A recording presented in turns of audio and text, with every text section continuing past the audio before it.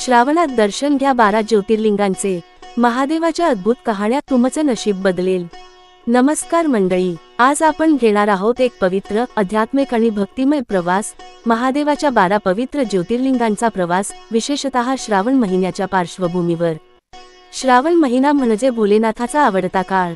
या महिन्यात प्रत्येक सोमवारी शिवपूजा केल्याने अति पुण्य प्राप्त होतं आणि आयुष्यातील संकट दूर होतात। पण या श्रावण महिन्यात जर 12 ज्योतिर्लिंगांची कहाणी ऐकली, स्मरण केलं, तर त्या शिवभक्ताचं जीवनच बदलू शकतं। 12 ज्योतिर्लिंगांचा इतिहास काय आहे? ज्योतिर्लिंग म्हणजे तेजस्वी रूपात प्रकटलेलं शिवतत्व। अशी मान्यता आहे की शिवाने स्वतः ज्योतीच्या स्वरूपात स्वतःला प्रकट केलं आणि त्या जागांना ज्योतिर्लिंग असं म्हणतात।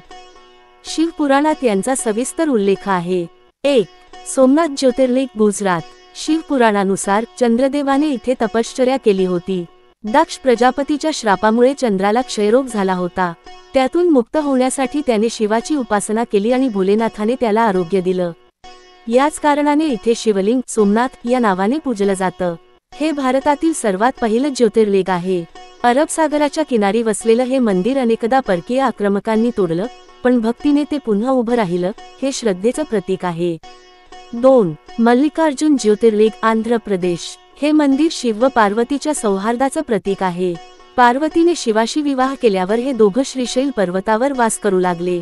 जे भक्त इथे येतात ते स्वतः शिव पार्वतीच्या सान्निध्यात राहतात, अशी भावना आहे।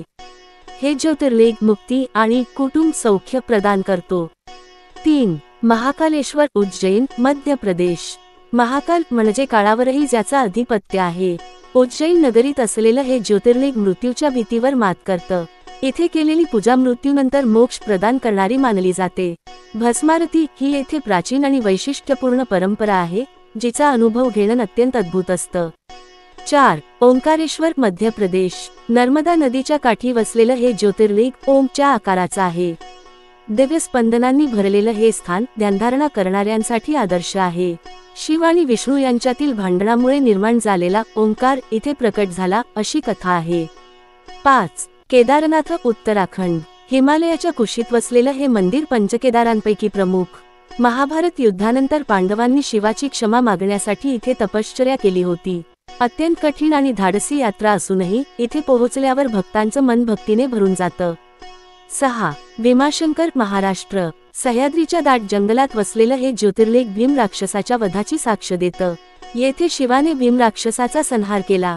या स्थळाचे हवामान, निसर्ग आणि अध्यात्म यांचं अनोखं मिश्रण आहे। 7. काशी विश्वनाथ, वाराणसी। वाराणसी ही मोक्षाची नगरी मानली जाते। ज्यांना येथे मृत्यू येतो त्यांना शिव स्वतः कानात राम म्हणतात आणि मुक्ती देतात, असं मानतात। काशी विश्वनाथ म्हणजे मृत्यू आणि जीवन यांमध्ये समसमानतेचं प्रतीक। 8. त्र्यंबकेश्वर, नाशिक। गोदावरी नदीच्या उगमाजवळ असलेलं हे मंदिर त्र्यंबक म्हणजे त्रिनेत्रधारी शिवाचं रूप। येथे नर नारीच्या कल्याणासाठी वंशवृद्धीसाठी विशेष पूजा केली जाते। येथेच नवरात्रांत कुंभमेळा साजरा होतो। 9. वैद्यनाथ, झारखंड। रावणाने शिवलिंग लंकेत नेण्यासाठी इथेच तपश्चर्या केली। शिवाने त्याला वर दिला, पण एक अट ठेवली, प्रवासात कुठेही ठेवले तर ते तिथेच राहील। रावणाने ते इथे ठेवले आणि त्यामुळे ते इथेच कायमचं स्थिर झालं। हे रोगमुक्तीसाठी विशेष पूजनीय आहे। 10. नागेश्वर, गुजरात। इथे दारुक राक्षसाचा वध शिवाने केला। हे मंदिर राक्षसी शक्तींवर विजय मिळवण्यासाठी प्रसिद्ध आहे।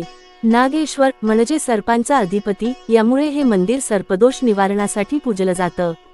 11. रामेश्वरम, तामिळनाडू। भगवान रामाने लंकेकडे प्रयाण करण्याआधी येथे शिवलिंगाची स्थापना केली। राम आणि शिव यांच्यातील प्रेमाचे हे ठिकाण एकतेचं प्रतीक आहे।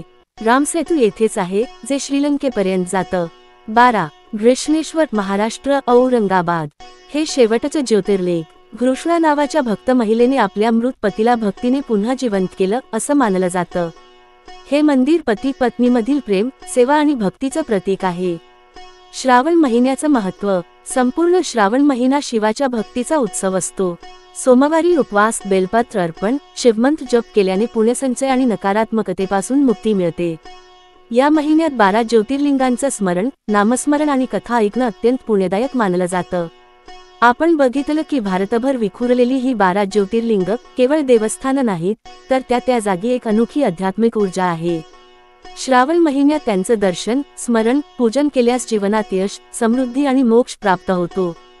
चला तर मंडळी, या श्रावण महिन्यात 12 ज्योतिर्लिंगांचं स्मरण करूया आणि शिवकृपेचा आशीर्वाद मिळवूया. हर हर महादेव.